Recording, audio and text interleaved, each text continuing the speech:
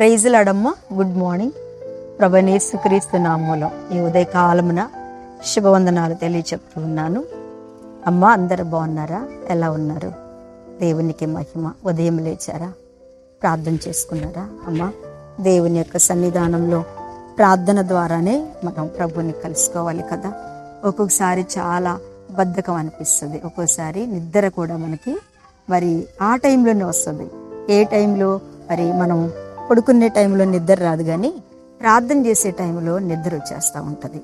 మీరే కాదులే, నేను కూడా అదే ఇదిలో ఉన్నాను. ఒక్కోసారి అప్పుడు చాలా బాధ అనిపిస్తుంది, పశ్చాత్తాపం అనిపిస్తుంది. అయ్యో, ప్రార్థన చేసే టైంలో నిద్రపోయాము అనేసి అనిపిస్తూ ఉంటుంది కదా. నిజమే, నీకు కూడా అలాంటి ఒకవేళ అనిపిస్తున్నట్టయితే తప్పకుండా మరి దాన్ని, ఆ శాతాన్ని ఓడించి మనందరం లేచి ఉదయకాలమున ప్రభువుని స్తుతిస్తూ ప్రార్థన చేసి వాక్యం చదువుకొని మనం ముందుకు వెళ్తే ఆ రోజు మనకి ఎంతో ఆశీర్వాదంగా ఉంటుంది, ఆరోగ్యంగా ఉంటుంది, నెమ్మదితో ఉంటాము.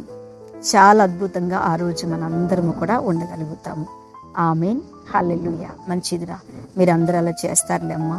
నాకు తెలుసు, అందరు నేర్చుకున్నారు, ఉదయం లేస్తున్నారు, ప్రార్థన చేస్తున్నారు. మన కష్టాలన్నీ మన ప్రభువుకి చెప్పుకుంటున్నాం. ఆయనకి చెప్పిన తర్వాతే మనం ఏదైనా లోకాన్ని ప్రేమించేవారిగా చేసాం. దేవునికి స్తోత్రం. ఈ మాటలు వింటున్న మీ అందరికీ కూడా దేవుడు నిత్యము తోడుగా ఉండను గాక. ఈరోజు దేవుని యొక్క వాగ్దానం మత్తయి సువార్త 19వ అధ్యాయము 24వ వచనాన్ని చదువుతున్నాను. శిష్యులు దేవుని అనుబంధాన్ని కదా.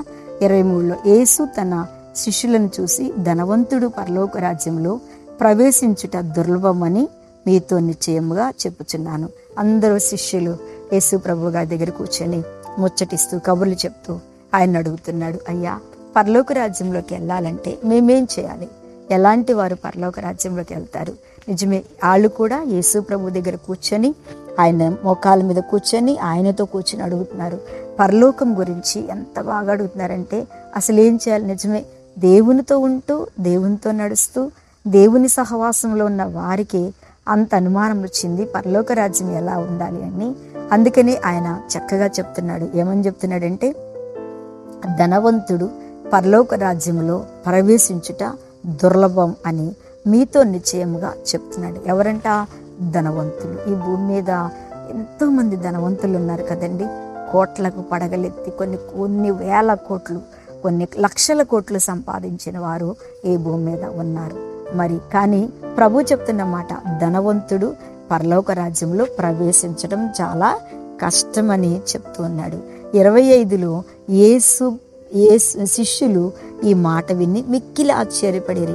అలాగైతే ఎవడు రక్షణ పొందగలడని అడుగగా యేసు వారిని చూసి, ఇది మనుషులకు అసాధ్యమే కానీ దేవునికి సమస్తమును సాధ్యము అని చెప్పాను కదండి. ఎంత బాగా సంభాషిస్తూ ఎంత బాగా చెప్తున్నారో చూడండి. నిజంగా ప్రభువా, మరి ఎలాగూ వీళ్ళ పరిస్థితి ఏంటి, వీళ్ళు ఎలాగూ అని అంటే, కానీ దేవుని ఇది మనుషులకు అసాధ్యము కదా. ఏంటంట, సూది బెజ్జంలో ఒంటె దూరుట ఎంత సులభము అని అంట కదండి.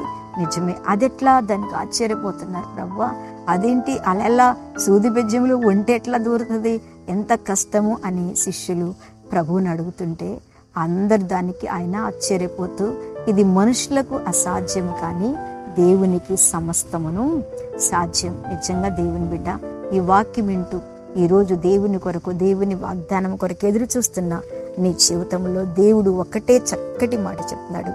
మనుషులకు అసాధ్యమేమో కానీ మనం ఏది సాధించలేకపోవచ్చు. మనం ధనవంతులము కాకపోవచ్చు, మనం దరిద్రులం కాకపోవచ్చు. అందుకే దావీదు అన్నాడు, నన్ను ధనవంతుడిగా చేయొద్దు, అలాగని ప్రభు దరిద్రుడిగా చేయొద్దు. సామాన్యమైన బ్రతుకు నాయన తినడానికి ఉండడానికి ఇస్తే చాలు అన్నాడు. నిజమే ప్రియులరా, దేవుడు ఇవన్నీ మనకి ఇస్తాడు, ఖచ్చితంగా ఇచ్చాడు. తినడానికి ఇచ్చాడు, ఉండడానికి ఇచ్చాడు. తర్వాత ఏంటంట, దేవుని సన్నిధిలో మనం అనుభవించడానికి దేవుడు ఇచ్చాడు. అందుకని అంటున్నాడు, మనుషులకు అసాధ్యం. నిజమే, ఈ వాక్యం వింటున్న నీ జీవితంలో ఇది నీకు ఒకవేళ అసాధ్యమేమో కానీ దేవుని యొక్క సన్నిధిలో ఉన్న నీకు సమస్తము సాధ్యమే. దేవుని జీవితంలో ఏదైనా చేయగలడు. ఆయన ఏ కార్యమైనా నీ కొరకు దేవుడు ఇవ్వగలడు. ఈ వాక్యం కొరకు సిద్ధపడుతున్న నీ జీవితంలో ఆస్తి లేకపోవచ్చు, అంతస్తు లేకపోవచ్చు, ధనం లేకపోవచ్చు, కానీ నీలో ఉన్న విశ్వాసం గొప్పది, నీలో ఉన్న ప్రార్థన గొప్పది, నీలో ఉన్నటువంటి దేవుని యొక్క సన్నిధిలో ఉన్న ధైర్యము చాలా గొప్పది. దాన్ని బట్టే దేవుడు నీ ఎడల నా ఎడల కార్యం చేయడానికైనా సిద్ధంగా ఉన్నాడు. దేవుని బిడ్డ, ఈ వాక్యం వింటూ నువ్వు దేవుని కొరకు సిద్ధపడుతున్నావా? ధనముతో మనకు పని లేదు కదా, ఆస్తులతో మనకు పని లేదు, కానీ మన దేవునితోనే మనం పని.